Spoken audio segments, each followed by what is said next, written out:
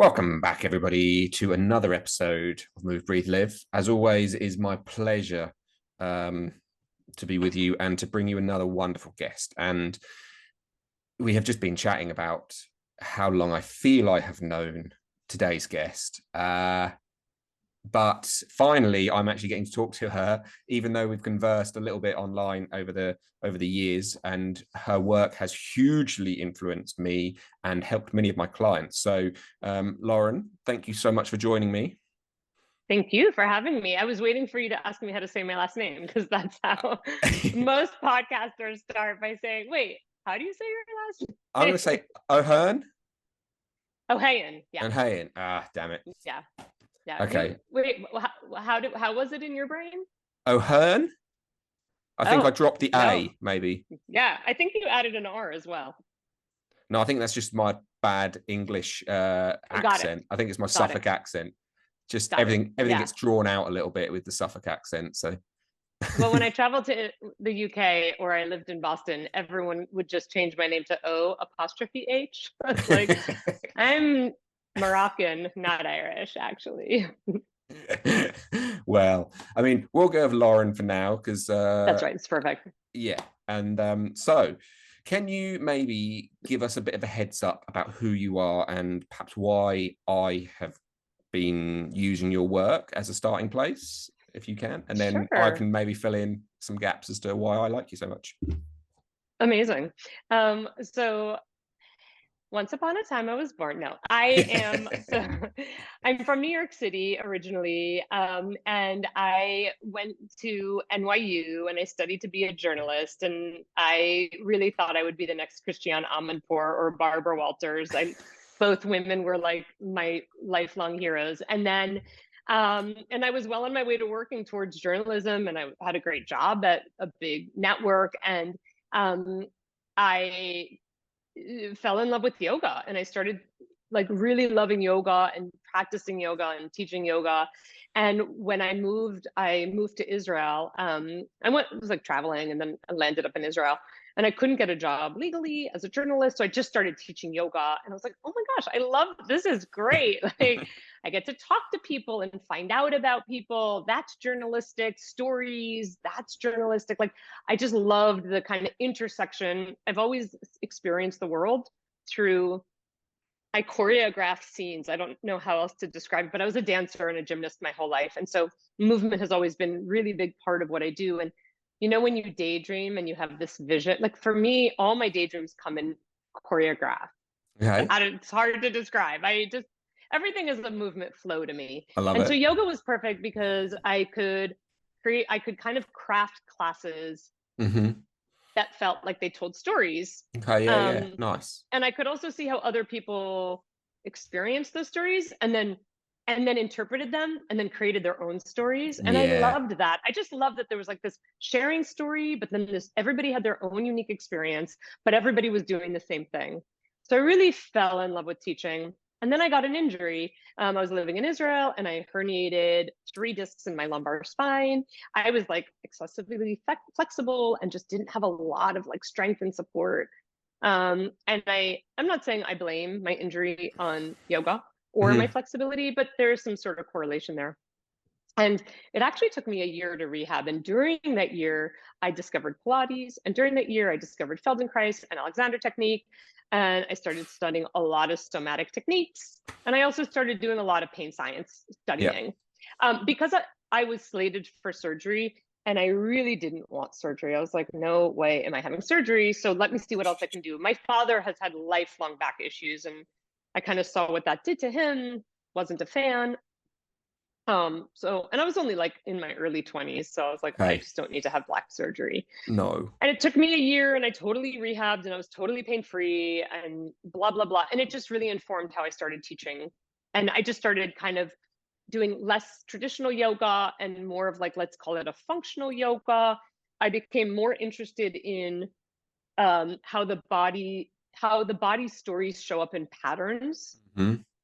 I moved to New York City and started studying with incredible teachers who were very much about patterns in the body rather than kind of gross anatomy, like biomechanics, but from like patterns, watching like one shoulder is higher is a pattern, one hip, how people Mm-hmm. preference movement. And then I started having children.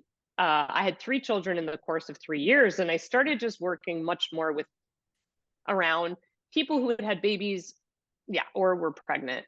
And I was getting a lot of core and pelvic floor clients and just seeing how the story around that was really incomplete. And Yes. the healing path around that was really incomplete and was really spot treatment focused, or focused on your abdominals need to be flat and then they'll be good. So, like, Mm. either your vagina needs to be really tight and it'll be good, or your stomach needs to be really flat and it'll be really good. And a combination of those two things will be amazing. And I was just like, neither one of those are really impactful. Like, those are personal aesthetic choices. Um, but neither one of those are impactful for my camera's being funny, sorry. All right. Neither one of those are impactful for, healing. Yeah. And so I was just like, let's see if I can synthesize all the ideas in my brain around healing, around patterns and breathing, and how the core and pelvic floor is so much a system of the whole body. And then I developed Restore Your Core, and for a long time I was actually teaching it in Brooklyn, New York. Yeah. And I wasn't calling it Restore Your Core, but I became very well known. Like, a lot of physical therapists and people were sending their clients to me because I was an alternative to the mainstream approach. And when I went poking around the internet, there wasn't a program out there. Now Yeah. there's a lot of programs that are similar. Yeah. But Restore Your Core was really one of the first programs, if not the first, to really bring in breathing and mobility and the pelvis and pelvic mobility and spinal mobility, and like get all of those things opening and moving. And the core and pelvic floor should just react. Like, when there is an integrated system, the pelvic floor and core just react. We don't need to hyper do something to those systems. Yeah. Um, you know, and that's what really bothered me. It felt like nobody really knew what to do with the core and pelvic floor. So they were just like, well, just contract it. And so that's where I got really interested in doing different. And I created Restore Your Core in 2015 as an online program. Yeah. So basically, that's where I found you.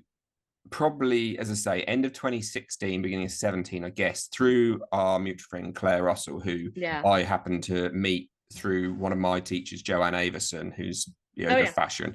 Yeah, Joe's like my special auntie. She's like one of my favorites. So yeah, she's her and Claire are friends, and I, because I kind of feel there's a group of us who probably have all got into yoga because we absolutely adore it and loved it and whatever else, but for whatever reason, personal injuries, etc. Like I said beforehand, like I'm a nurse, and I got into yoga because I was like, well, allopathic medicine isn't helping these people with like back and head and like back and neck and knees and ankles and all these pains and aches, which are like chronic pains, and it's not helping. So what's the next answer? Well, it must be yoga, because yoga is the answer to everything, apparently. So then I started getting into yoga, but it never helped me with my issue. And then all of a sudden, through the work of Katie Bowman and Gary Ward and all of these other people I've been Yeah. and worked with Yeah. and learned from, you kind of suddenly get this idea of like doing yoga, but which is not really traditional yoga. It's that, as you kind of point out, like that functional yoga, if you like, and it's much more. And like you said about the patterns idea, and I think you've done some work with Gary in the past, I think, haven't you? Yeah. Yeah. I took his course in like 2016, many, many years Yeah, ago. yeah. And so again, it's kind of that idea of seeing the gait patterns and That's right. how things That's move right. together. And when I started seeing that, it was like, oh God, this makes so much sense. And then because I was the nurse and the yoga teacher, so the people who didn't want, a bit like you were saying with your back, they didn't want to go and have surgery. They didn't want to do that. Or as a lot of them were, there was a lot of pelvic floor people who are coming to yoga because they've basically been told just to kegel, kegel, kegel, kegel, kegel, kegel. And then, they're so like hypertonic that, they're still being incontinent. And then, yeah, I just remember sitting with Claire chatting, and she was like, oh, you need to check out Lauren's work. She's amazing. She's got this course.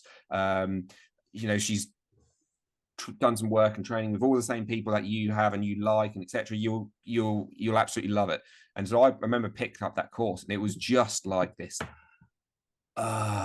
there we go. Now we can see breathing, like, and actually, like, well, I think I picked up from your work anyway, but like the reflexive nature of your pelvic floor. And I think for maybe you can just break that down a little bit, because I think that's when I try and explain this, when I mention it, people just don't understand the idea of like your pelvic floor.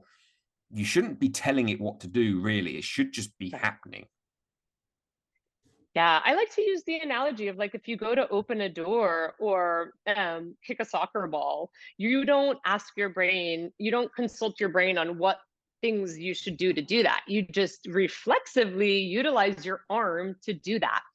Why is there suddenly this different relationship to the pelvic floor? Like, why is it okay that the arm and leg can move reflexively, Yeah. but suddenly and that would be similar to saying like, well, then you should be contracting your anus all day long, or, there's nothing we should be contracting in our body consciously. Our Yeah. bodies are highly intelligent, run by the nervous system. And when we try to interfere with that and come in and just create all sorts of tension or think that we are strengthening by over contracting, we're just adding tension to tension. Yeah. And that's one of the, I don't know, it's one of the biggest things which trying to get people to understand. And this is where I've moved so far away from, to a certain degree, that like the Pilates and yoga world, like especially the Pilates, because I did that. I've never done huge amounts, but I've done a bit, but it was so much like tension, like strong core, strong core, strong core, strong core, and then it was kind of like, but then nothing's moving, and actually, freedom of movement is, you don't want excessive movement. Let's face it, but and this is where I guess the yoga and Pilates, there's a bunch of people who can move excessively and they kind of go towards the yoga, and then the people who are really strong tend to enjoy the Pilates. And as always, there's just a nice, hopefully a mean place in the middle. Yeah, and I always describe it like when I talk about kind of the rehab process, and it doesn't matter what you're rehabbing from, but like a kind of breaking things down to build things back up, is that sometimes it's like we need this level of like, we need to isolate things out to be able to integrate them in. Yes. So like that, I love that idea of, so that's where like Pilates can be so useful, of beneficial. Like the whittling it down to just smaller chunks and working on just very small skills and drills before getting into more dynamic skills and integrative skills and drills. Because so many people don't, like, we have people on both ends of the spectrum, people who are, like you said, you've studied yoga. It's nice to think of it like a cell, like the cell organ. Our bodies are cell organs. The way we think of Shtiram Sukham, right? What is Shtiram Sukham? Like this idea of like too hard or too soft. Like finding that balance between too hard and too soft, too malleable, too permeable, not permeable. And if you have a healthy cell is one that can let in the nutrients and let out the toxins. And when we can't do that, that's right. When we can't do that, we're stuck in, we start accumulating too much toxins and waste, not the good nutrients don't come in. And the same thing with our body's movements. If we're too controlled and tight and don't have a broad range, then, we're like in both extremes, we're stuck. If we have no boundaries and we're too open and we can't feel anything, we don't know where to pull back from, right? We don't have a point of reference to pull away from that. So it's also like this pushing, and finding that balance between the pulling, pushing forces so that you're not stuck in too much of push or pull. Yeah, no, that makes perfect sense. And, I think for me, because I'm now the rehab person, if the person that most of the time people are coming to when other bits haven't worked, they end up with it. But like most of the time, what I've kind of found is like you said, they've gone and done Pilates or yoga, or they've done their physiotherapy, but then they've never like reintegrated into the whole system. Yeah. Do you know what I mean? So they've kind of got their drill, and it helps. They can now control this bit or whatever, but actually then allowing and again, it's kind of, I guess, I'm doing lots of work around primitive reflexes and all that stuff at the moment. And Yeah. so it's kind of that thing of like front brain versus like back brain, and like, you know, it's, you know, you can be in a Pilates class and engage certain muscles and do the drill, but then you never really reintegrate into like, I don't actually have to think about it anymore. Like my brain can just, it knows where it is, it knows how to find it and switch it on and switch it off, and my pelvis That's right. moves. And That's right. And I think that's the goal of like a proper. So somebody recently came to me with a lot of knee issues, and she had tried to do so like her activity of choice is running, and so she really hurt her knee, and then she stopped moving, yeah, and then it felt a little better, so she went back to running, and then it started hurting again, and then she said, and she was like, I don't understand why I can't move without it hurting. And I was like, well, hold on, between the laying on the couch and doing nothing and the going back to running, did you actually train your knee? Because she was basically like, I guess I can never move again. And I was like, no, I mean, why would you think that? yeah, Because you actually haven't given your tissues a chance to like adapt, tolerate yeah, anything. There's no tolerance in your knee tissue, and your knee tissue wants to be able to tolerate. So you've got to give it bite-sized pieces to get to running to tolerate. And that is what a missing piece. People do these like very kind of isolated drills and skills, but none of them are really progressing them into like running, jumping, skipping, hopping, picking up a baby off the floor. yeah, You know, lying on your back and doing core drills does not prepare you for standing up over a crib and picking up a baby. You've absolutely.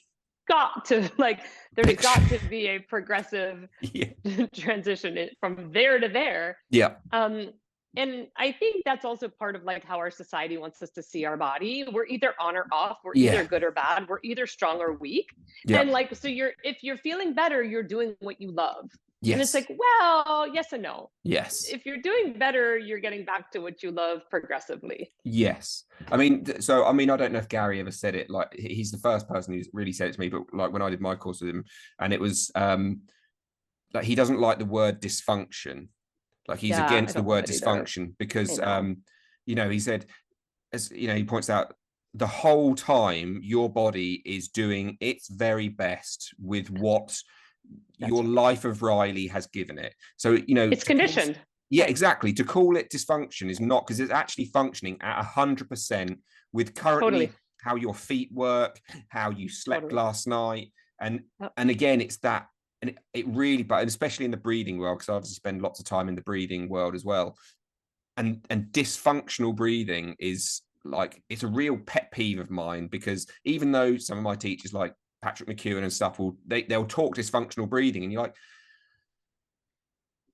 it's pretty functional I know. for, oh yeah, I know it's semantic, I it feels like cringe when I semantics, but say it. Well, but semantics matter, right? yeah, Because how somebody is talking to us matters. yes, And I will say dysfunction rarely, and I hate when I say it. I try yeah, to use the word patterning or preferences yeah, or habits, but you know, a lot of people that are paying attention to us in the beginning haven't been spoken to that way, so they're not mm, looking like, we have to kind of bring ourselves to their level first before we can then start using different language. yeah, And I think like, and I hate the word dysfunction as well. um it's horrible. And I often tell people that like our bodies create amazing coping mechanisms. Like when you mm-hmm. walk into a bathroom, a porta potty, and it smells like total garbage and Arse. shit, yeah, you automatically hold your breath. Your body has this coping skill that it doesn't consult you, it does it. And our bodies we are an accumulation of coping strategies. Yeah, And so many of them are so wonderful and amazing. And we have so much to be grateful for with them. And then we go and demonize them and we yeah, villainize them and we see them as bad, as opposed to thinking like, well, that coping strategy is no longer serving me. Let me create something new. Let's just have a different way of coping. But instead, we are humans who love to tell stories. And the stories we like to tell ourselves is that we are dysfunctional. yes, we are broke. And then sometimes I think it's Yeah. also, it's like a it can be a, like an excuse to get off as well. Do you know what I mean? To kind of be like, oh, I'm broken, so actually I, you know, I, Yeah. let's face it, in this Yeah. crazy day and age, like everyone wants to lose weight, everyone wants to do this, do that. And you know, one of the things I'd really like to kind of dive into with you today, because I do have so many women with like pelvic floor problems, prolapses, diastasis recti. I know you could literally do 17 hours on each subject, obviously. So we'll have to go fairly lightly. But, you know, it's if you have that issue and then, you know, let's say post-birth and, you know, postpartum, you've had your baby, and it's almost like the story is told in society that, well, of course you're going to be incontinent after you've had a baby. You've just had a baby. Yeah. So Yeah. therefore, you know, you're now essentially broken. And actually, really what you just need to do is put a nappy in. Just wear a nappy because that's where you're at now. And so realistically, I know you enjoyed running, but if you want to run, then you're going to have to wear a nappy while you run. And yeah, the narrative that society's you know, spins, and then it's, you know, and I'm fortunate. I mean, don't get me wrong, older men or men definitely need to look at pelvic floor issues as well. But obviously, women have the much harder time as far as childbirth and whatever else. And if you're not necessarily an overly sporty, athletic person, and you know you want to lose weight or you want to stay in shape, and then all of a sudden, or you know you feel you need to, but then you're incontinent or you're whatever else, you know, your prolapse feels like it's falling out every time you try and go for a run. Right. It's an easy story to be like, well, I can't do this. I don't enjoy it anyway, but I can't do it because I'm broken and this is what's happened. And for me, the thing about Restore Your Core that was so empowering was that it's like, that's bullshit. Like, actually, like, let's empower you to like understand your body and learn about it. And, you know, a 6-pack abs is not the answer to restoring your core. Totally. We're fighting a really powerful cultural paradigm, and we're up against that. And I had like a friend of mine, a person over recently who is very body positive and all of that, and turned to me and said to me, but we all feel better when we're thinner. I mean, come on. And I was just like, interesting. Okay, that's an interesting, you know, that's like, my hat's off for you to admitting that. I mean, the thing is that we've all been led, clothing is made for thin people, right? Mm-hmm. So like we haven't been, like, if we were all trained for generations and years to believe that like round and big and curvy was the way forward, none of us would be speaking this tune. But it is so ingrained. I mean, and now with all the work they're doing on generational trauma and what passes through, and you know, all the gene expression and things like that, like, it doesn't surprise me that so much of this stuff is becoming also like genetic obsessions, right? Like genetic predisposition to be obsessed with being thin. And I posted about it the other day, but I follow this amazing body positive woman on Instagram who I absolutely adore, but she has had a massive weight loss. Like, she has lost maybe 5 sizes. I mean, she did not, I didn't recognize her. And she has been very open in the past about being having recovering eating disorder and all of that. And she's now on her Instagram looking super skinny and saying that it's because she's doing fitness. And it really bothered me because I was like, I don't mind if you're that thin, that's your life, your body, but stop blaming fitness, because it gives people this really poor idea that if you do a lot of fitness, that A, you should do fitness to be skinny. B, you should move your body to be, you know, B, fitness makes you thin. But it's not. The only way you get that thin is calorie deprivation. And I did this whole story about it, and I had all these nutritionists and a bunch of doctors reach out to me and say, thank you. I didn't call the person out. There's no need for that. But they were just like, it's so true. You cannot lose weight from fitness alone. Like, look at people who do a lot of fitness. They're actually kind of thick and strong. They're not skinny. And so I was really upset by that, because I was like, that doesn't help my cause of like, you're doing fitness, you're doing movement because it is a nutrient, like vitamin D, like omega. It is a nutrient. But you know, separating out those strands of like disconnecting the fitness strand from the health strand is near impossible, especially now when somebody with millions of followers is saying, oh, I just work out all the time. No, you don't. You're back to having an eating disorder. Just own it. Yeah. You know, it's okay, but like, don't blame fitness, because it's, and then it's horrible. I mean, It's that's a one of the horrible, biggest horrible things. You message. said two words there, like the health and the fitness. And like for me, it's a huge like my whole world, for want of a better word, is trying to get people to understand health more than fitness. Because, you know, you go back to my grandparents' age, you know, my grandparents were 90 and 94 when they died. And my grandfather's in the army, so he had to do a few runs and stuff. But essentially, like, they didn't do exercise, as in like fitness exercise. You know, Right. they They just moved. they just moved and they just lugged Right. shit around, and like they worked on a farm. So therefore, and Right. they were incredibly healthy people up until they were in their 90s, and they pretty much never did a fucking. They definitely never did a burpee. Like, you know, and Yeah. it's a annoying, baffling, like head, like especially with the way Instagram is, where everything is, you know, easy for a million likes if you're pretty Yeah. and you've got a ripping six Yeah. and, you know, you've girls, you've got big boobs, and men, you've got huge Yeah. buns, and they're just basically saying, do these exercises and this will resolve your pelvic floor, or this will give you a Yeah. and it's Yeah. yeah, Yeah, trying to I like recently was sent a reel by I won't say her name, but in her go on, do it. line, no, I won't do that. In her line is flat tummy. So it's her name. Let's say her name is Heather, Yeah, but it's not. yeah, Heather Flat Tummy is the name of her page. Instagram. Yeah. And then inside the bio, it's like pelvic floor and core rehab.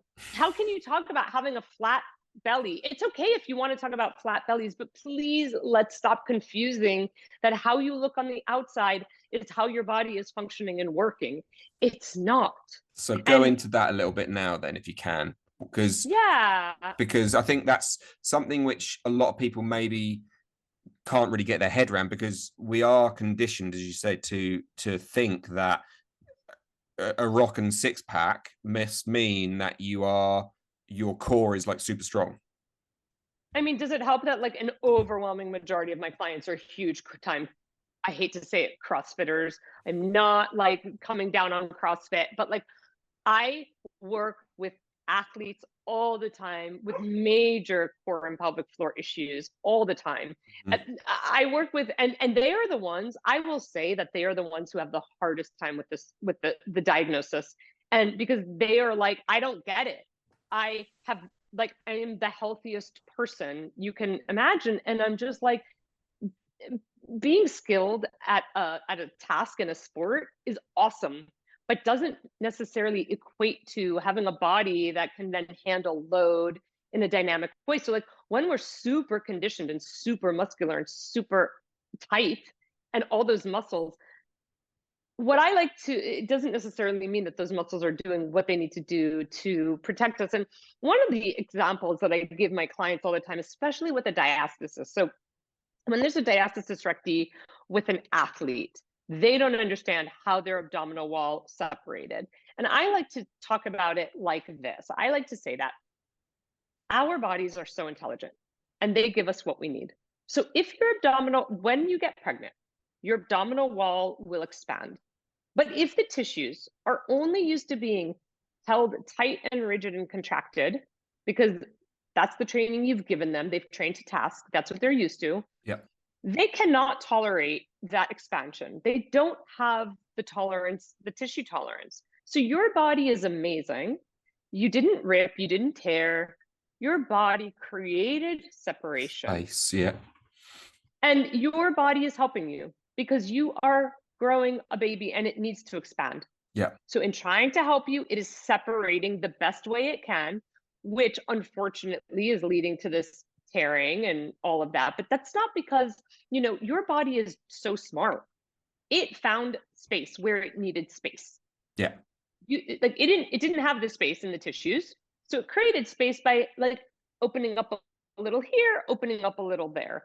Yeah. And the same thing with prolapse. Like when there's a shift of the organs, It is because our bodies are adapting and are responding to what it believes it needs in order to continue homeostasis, because that's all our body cares about. All it Our ever cares body about. only cares about homeostasis. And if you get an injury, it's because your body, you know, generally is like maladapted to that, to whatever the thing that you're doing constantly. Your body's not well adapted to that. So I had like a predisposed weakness in my lower back my whole life. It showed up in my early 20s with my herniated discs. My discs, again, were not well, like the tissues there were not well adapted, and a disc prolapsed out, right? I was able to heal that up in my 20s. In my 40s, it happened last year, the same thing, except this time it happened at the hands of a manual therapist. I went in, which I never do, and I got an adjustment, and my spine was not able to tolerate that adjustment. And part of the disc broke off. And broke off and landed on a nerve. And I tried really hard for 4 months to, you know, see if it would reabsorb, and it didn't, and it was a nightmare. Anyway, and I ended up having surgery because there was no way that disc was moving, and my spine was deforming, and I was having like damage that was becoming permanent. So that needed to happen. But my point is that like our bodies are either really, and I am not of the belief that like anybody on this planet is well adapted to every single thing. We're not. No. You cannot be cross-trained across the board for every scenario, period. So it's okay to be an athlete who is only trained for being a great long distance runner and blah, blah, blah. It's okay to have your specialties. But you have to understand that then when you add something new and different to the body, it may not respond the way you hope. Yes, absolutely. I think that's why, you know, for me, I kind of practices like MoveNat and stuff for me are like my kind of go-to for like play, essentially, because it's kind of, you know, it isn't everything, but it kind of at least gives you, you know, if you're putting in elements of running, crawling, climbing, carrying, you know, whatever, then, you know, that's right. It's, you know, and I think that's where, from my perspective, trying to, when people come to see me, it's like, yeah, we need to do some, and that's kind of the reintegration to a certain degree into the bigger picture of like, yes, we can do bits and pieces, and then how do we build it out into a day-to-day life movement that might reduce the chances of the stress and strain hitting you. Totally.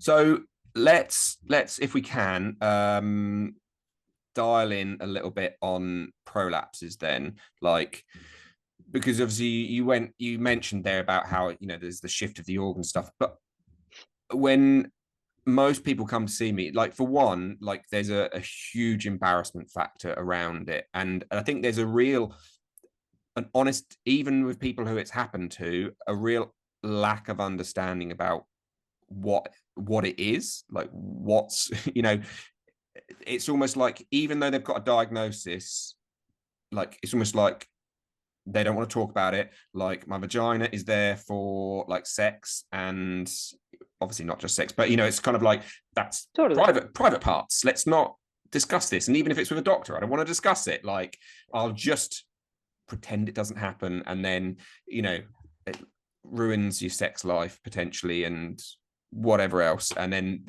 people just, it's almost like a shame spiral. Yes. Is there a question in there? Or so from, I guess, for those people who, you know, there's going to be people who are listening who have a prolapse, I guess. And there's also going to be people. Shame. And there's also going to be people who don't have a prolapse but are, you know, maybe pregnant, you know, whatever else. But like, it's that sort of thing of, you can't say what causes it. Obviously, you can't say what causes it. But, you know, what is a prolapse for people who maybe have no idea? And how is it that you can then go about doing something about it? Obviously, apart from just getting Restore Your Core. Yeah, go do that. So and the shame, it's I post a lot about like orgasm and where's your clitoris, and by the way, like, your vagina is the thing on the inside and your vulva is the thing on the outside. Like, people don't know.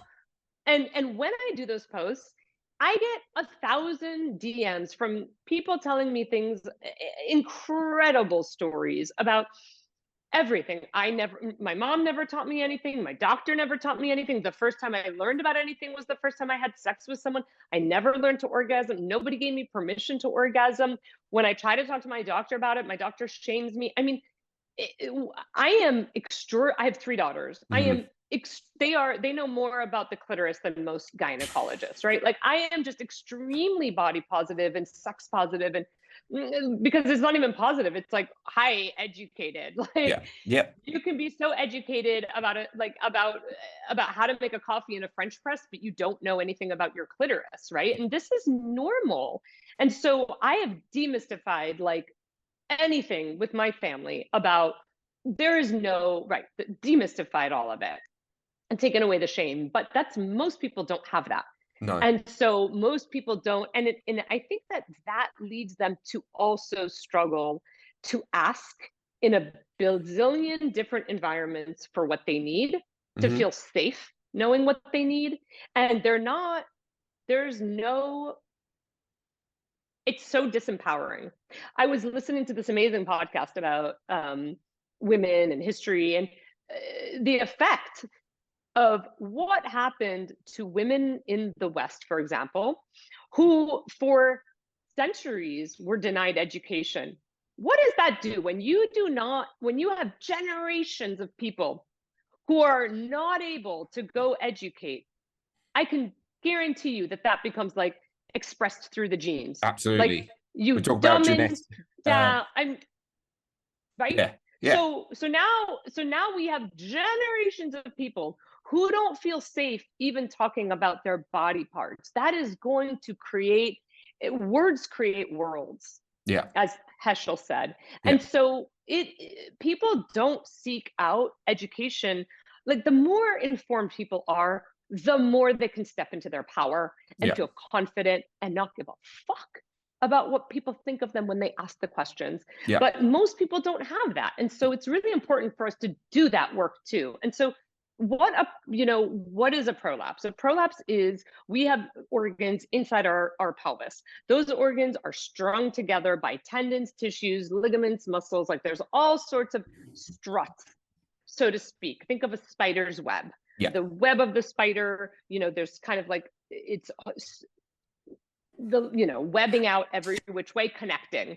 When you pull on one piece of the web, another piece of the web is affected. Our pelvic floor is designed like that. All these organs are connected and interacting. So when there's a pull on the web, it's going to pull the rest of the web with it.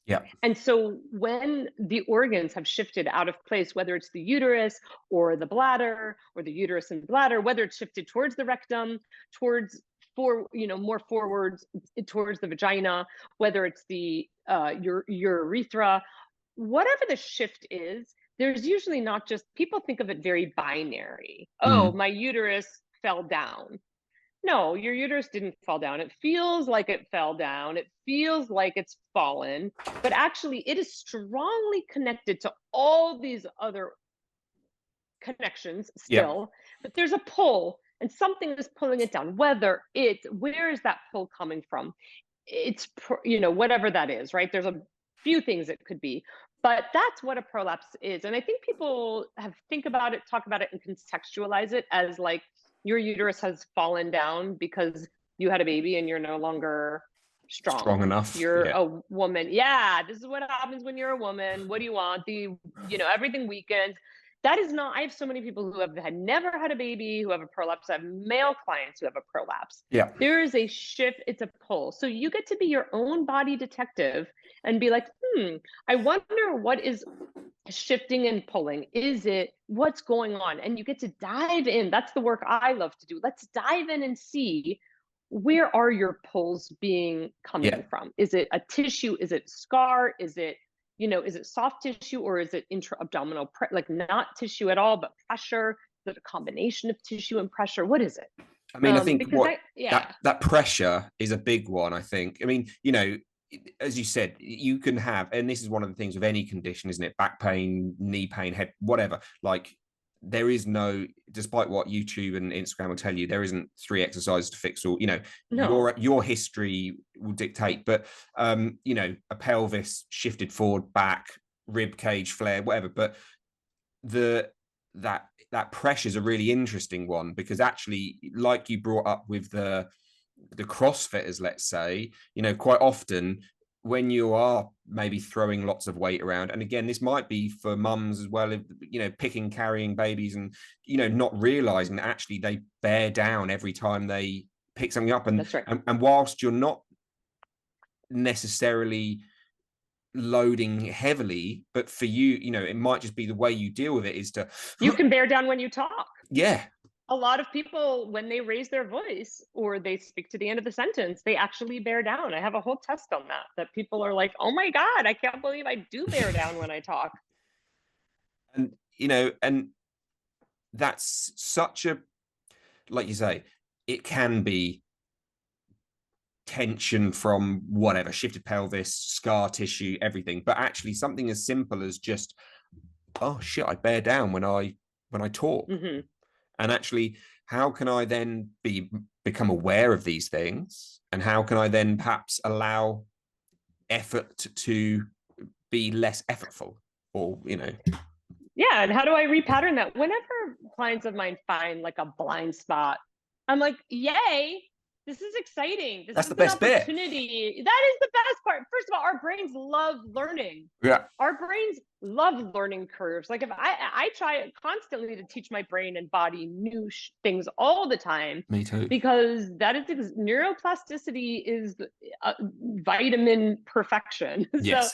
So, and when people start my program and things sometimes get worse before they get better, or they get discouraged because they don't feel strong enough, or the first exercise already is so hard for them, I remind them, I'm like, your brain and body wants you to be a learner. Your ego doesn't. Yeah. But your brain and body do. So it's okay. It's okay to not know. It's okay to be bad at things. Yeah. Yeah, absolutely. And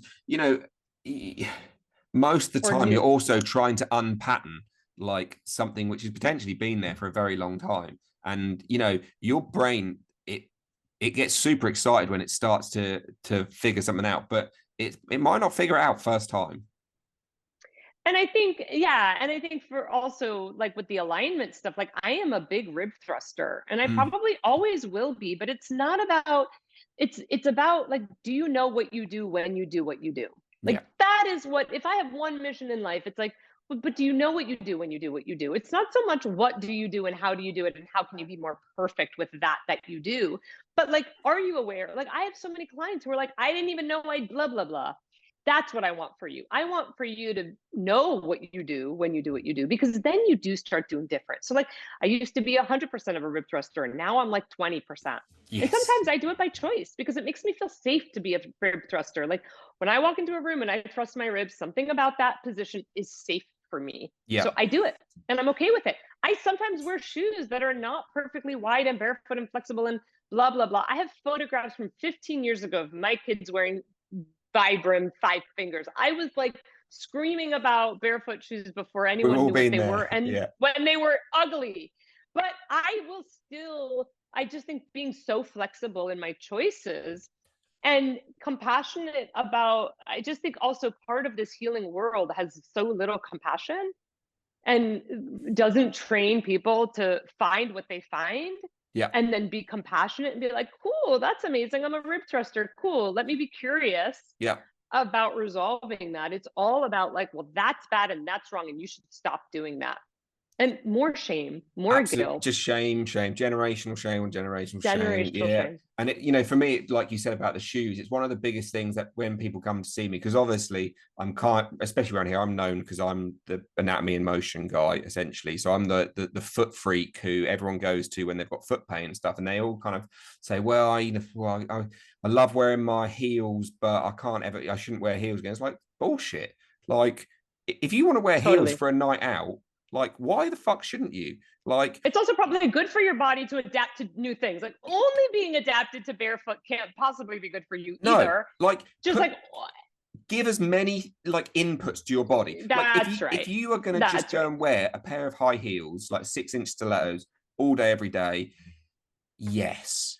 You're probably going to make adaptations to those things where you probably will force yourself into a bunion, and you probably will, shorten your posterior chain and whatever else. And then that Yeah. might have a knock-on effect. But if you spend most of your life in a relatively comfortable pair of shoes and your feet can pronate and they can supinate, and because they can pronate and supinate, guess what? You can go and wear a fucking pair of heels, have a lovely night out, dance your ass off, take them off Yeah. afterwards. Your foot will remember how it pronates and it'll go, oh God, that feels wonderful. And your whole body will Well, go, there we go. oh God, That's that right. feels wonderful. That's right. And it's That's coming back to that center feels so good when you've left that center and you need to exactly. leave center to find it. Yeah. And trying to Yeah. get people to feel like it's safe to leave center, or Well, it's safety is the okay, biggest thing. it's okay, and It's it's okay. safe to It's safe. explore Yeah. and to do things which, according to all of our, I mean, I've got fucking hundreds of them here, according to all our textbooks, especially in the, let's say, holistic type world where it's like, no, like this is how feet are made perfectly, and this is, and you're like, yes, but we live in a real world, and actually Yeah. sometimes I want to wear high heels. I mean, my days of wearing high heels are a bit behind me these days, but you get where I'm coming from. Yeah. You Or you think want to I'm wear your like old Pumas that are more rigid and blah, blah. I mean, I did a workshop. So back when I started teaching Restore Your Core in 2015, I started traveling and doing workshops. And one of the workshops I gave, I had a guy come to. I've never really had a lot of guys in my workshop, but Mhm. in this workshop, I had a guy come, and he had severe pelvic issues and severe pelvic pain, and he had been studying with a teacher who is very famous in the alignment world, who shall remain unnamed. And there was a lot in her teaching that's incredible, but there was a lot of like, keep your ribs down, don't Mm. move your hips a lot when you walk, make sure your feet always point forward. Mhm. And he walked into my workshop Rigid. and gave his intro. I mean, I've never seen anything like it. I was like, so we get to talking, and there's like 20 minutes before my workshop begins, and we're just chatting, and I'm like, listen, I need you to strut the fucking runway, like right now, strut the runway. And I was like, I'm like, shake your ass. I'm like, let's go, move your shoulders, move your ribs, give me a twerk. And like 3 months later, I got an email from him being like, amazingly, all my pelvic pain is gone. Like, thank you for giving me permission. Like, so he had been in pain. He'd found this method that seemed amazing, and it is amazing, but he had taken it to like the extreme. He didn't feel that there was any permission for him to Yeah. find like exiting. There was no balance. It was No. all extreme. It's one of those things of this kind of gets brought up. Me and one of my other teachers, Helen Hall, we talk about this, and she kind of said it to me that there's people who will teach things, and yes, like anatomically, potentially it is the right thing to do, Yeah, it makes but sense. that person can do it and do it successfully. And I know this sounds stupidly obvious and almost like, yeah, but you will do something because you can do it, and that sounds Yeah. ridiculous. So you walk with your feet perfectly faced forward because your nervous system Totally. allows you And I to, feel safe there. and it feels safe. Whereas, like, say me, my right foot, I've appendix and all sorts of junk which I'm working through, but my right foot always turns out. Now, I could turn that right foot in because that's what some of the textbooks say. Turn the right foot in because actually this is going to allow you for best internal external rotation of your hips, and Yeah, and you end that's up going with to a allow host of other issues my and left stress shoulder will, and tension and yeah, headaches and and then you're stressing about it. That's the thing. This poor kid was so stressed about being right and perfect and aligned, and I was like, "Oh my god, not only is the physical number you're doing on yourself not helpful, but like stress is the number one thing that hinders pelvic floor healing. Stress is number one. The tension, the hypervigilance. So yeah, many people, this is why I have issues with my own program. And I say it all the okay, time. yeah, I'm like, yeah, listen, yes, alignment, but it's a tool, not a rule. mm-hmm. And I don't want you changing your alignment from today, tomorrow. I want you using it as like, aha, oh, cool, new, novel, different. I don't like, it is not worth, and people become hyper vigilant when you have an injury, and I know this because I've had my own injuries. You become hyper vigilant. Is this right? Is this wrong? Should I do this? Am I doing it right? Am I breathing? I'm like, can you stop controlling your breathing, please? Stop micromanaging actually, if you just like run away to Costa Rica and like just live on the beach and have a lot of fun and maybe have a lot of sex and just like have a lot whatever that looks like, Can dance and I? have sex, you do great. Can I do that? I mean, yes, but I want my clients, some of them, just to run away from their own thinking, Yes. because that is the amount of stress that you're giving you're not helping you can do any program you want and go see any pelvic floor therapist you want. Yeah. But you're not going to find any healing until you learn to just relax a little bit about all this. Like that is number one, is stress. Yeah. It's really hard to hear that. Yeah, yeah, absolutely. And especially, like you say, if you are in that pelvic floor space, that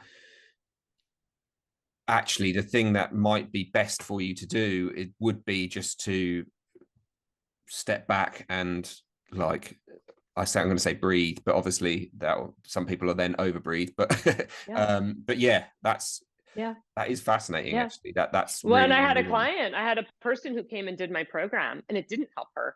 And then she sent me an email a few months later, and she's like, "Hey, I just want to let you know, I tried Restore Your Core, and it really didn't help me. And I had tried like 7 other programs, and then I said, fuck it, and I went back to boot camp. And I just decided that if my prolapse anyway wasn't getting better, I've tried every program, I've gone to every good teacher, I've done one-on-ones with everyone, then fuck it, I might as well just do what I love and enjoy what I love." So I went back to the gym, and guess what? My prolapse went away. And it's like, there you go. You stopped thinking about it. Yeah, it didn't go away because the gym was better than, like, maybe, who knows? We cannot control for that. We don't know what, but I actually think it's because she went into fuck it mode. Yeah. And stopped over obsessing. That's like people who try hard to have babies with IVF and can't, and then give up and get pregnant. There's on literally their own without IVF. The reason I found you was because there was a woman like that. She basically had tried for literally 5 years and had spent like hundreds of thousands of pounds trying to get pregnant, and then like she had a prolapse on that first baby, and then whilst we were working together,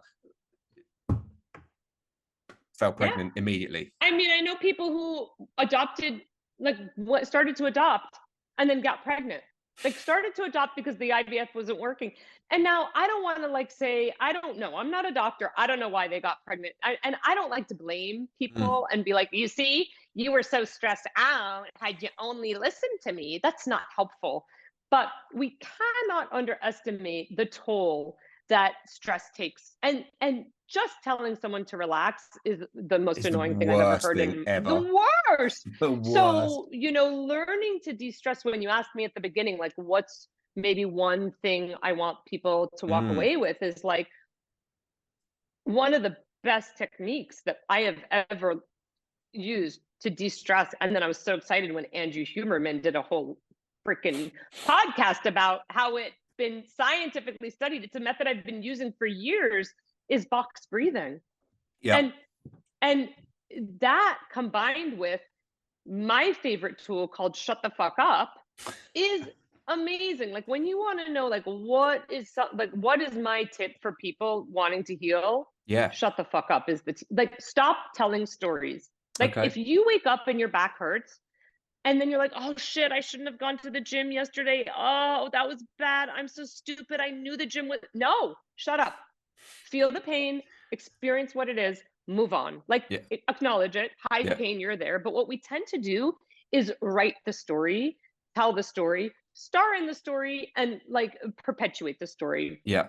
So one of my favorite tools that has helped me so much, because people often say to me, they're like, how are you so relaxed? And like, how do you deal with so many people being such shitheads on your Instagram, and you're so cool and you laugh it off? I'm like, I just don't tell stories.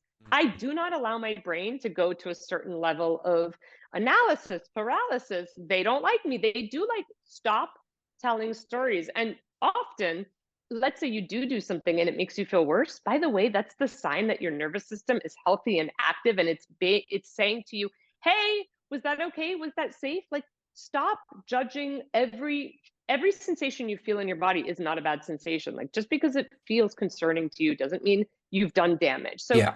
it's just a good idea to stop the stories. Yeah. Whatever those stories are to you, shut the fuck up. And Love it. so, and it sounds so harsh, Yeah, but because I'm not sometimes, saying you're not allowed your feelings. Just acknowledge the sensation you're having, but you don't need to write a story about it. Oh, I shouldn't have done that thing that I did. I'm so dumb. Now I've injured myself. Be quiet. be Just be quiet quiet. and Like, box breathe. yeah. And box breathe. Like, breathing techniques are incredible for creating long lasting change. Yeah. So, like, and I did this mindfulness a few years ago. I did this a minute of mindfulness every day for 10 days. And I had like thousands of people join, and it was free. And every day we did a minute of mindfulness, and I would ask them just to close their eyes and just listen, hear, acknowledge, sense, and not write a story. Notice what you notice without a story. Can Yeah. you just acknowledge, witness, see, observe? So that you start to build a buffer that every time something happens, like my dog is barking as we speak, do I need to be like, I hope I don't ruin the podcast. Oh my God, like, learning to put a buffer between the activity and your reaction Yeah. is so important. And those are ways to just consciously de-stress. Yeah. And when we can be less stressful, we can actually start to be less pained. So Definitely. the breathing techniques, the mindfulness, the breathing, all of that. But you don't need 20 minutes of sitting on top of a mat. Like, you don't need to close your eyes to find a meditative, No, mindful state. absolutely. But isn't this so? You don't need mantras I and find this is the chants. thing about us. There's a group. There's a group of like yoga people I find who they've kind, and this is how I feel about myself. And I kind of see it in you too. But like, it's you do all the yoga and you kind of get fully immersed in it, and then actually you realize that the essence of it, you don't need to be in a nice smelly room with like chanting music and None of gongs it. and actually you can do everything. So for me, literally, I love holding my breath. Like my breath hold time is 5 minutes 37 or something like that, and I kind of enjoy free Wow. diving stuff, and so like I'm obsessed with it. But yet I don't, apart from when I'm doing specific things for it, like once a week, all my breath work is just if I'm walking the dogs and I'm just consciously aware of my breathing, and Yeah. trying to get people to understand that actually, like you said, you can take a minute while you're walking and be like, oh, here's a bird. Oh yeah, there's a That's right. plane, and all of a sudden you are fully immersed in the moment. That's And right. as you've pointed out about the how pelvic floor health is so dictated by stress.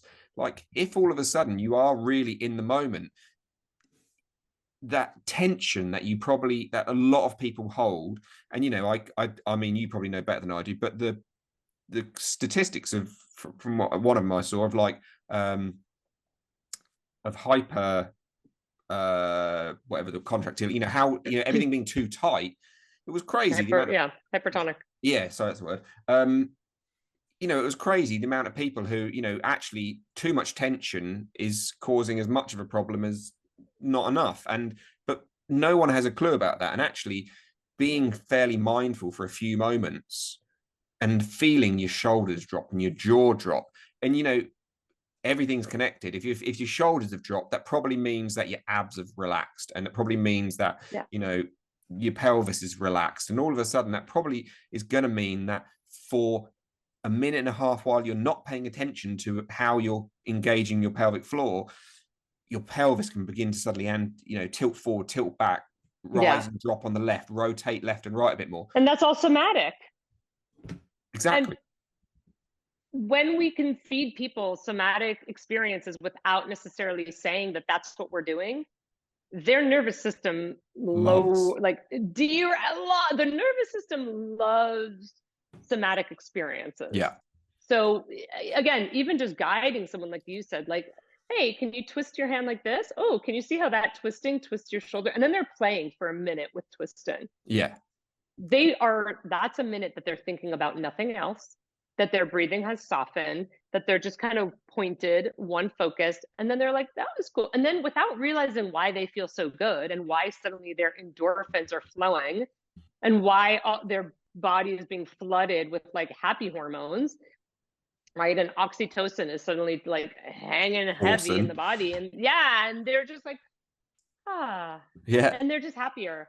And then Yeah. they come back to your classes for more and more and more. And you didn't have to say to them, now we're going to do this really mindful experience. But like when we can help clients drop into the sensations in their body and feel them and experience them and just be in there, I call it dropping in, when Yeah. clients can just drop in and then just like be in the wonderment of just mobilizing a body part and just focusing on that Yeah. without using flowery language, but you can, whatever it is. But like, we're not talking to them about nirvana. We're Yeah. just giving them this experience in their body. It down regulates everything and healing begins happening, which is why Absolutely. I really love a somatic approach to healing pelvic floor stuff rather than a very clinical Yeah. kind of approach, because the client is really engaged in the work. They're not being, they don't disassociate.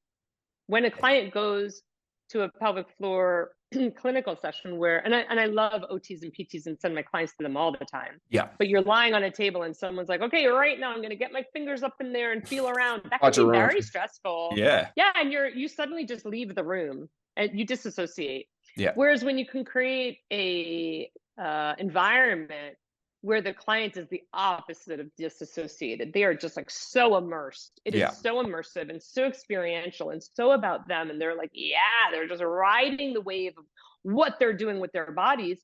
They start healing. Yeah. Absolutely. That's, yeah. I mean, that's a pretty wonderful last line to end on, I think, because we've done an hour, which is Yeah. crazy because we haven't really touched anything, but it's been fucking amazing. And so there you go, guys. Just remember, once you start fully immersing, you can start to heal. Thank you So so true. much for your time. It's been an absolute pleasure. Importantly, where can people find you? Because I have sent many a person to you, but I'd like more people to come and see you. So where can people find you and your content? Well, restoreyourcore.com is my website, and my Instagram is, I'm very active on Instagram. I do live workshops around the world. I'll be in the UK in June, in London. Yeah, so they can find me like, yeah, restoreyourcore.com and Instagram. I do run a Facebook group for people with pelvic floor issues as well. You can find that Well, also, like I will put places. it all in the Yeah, show notes so everyone can yeah. click and find you.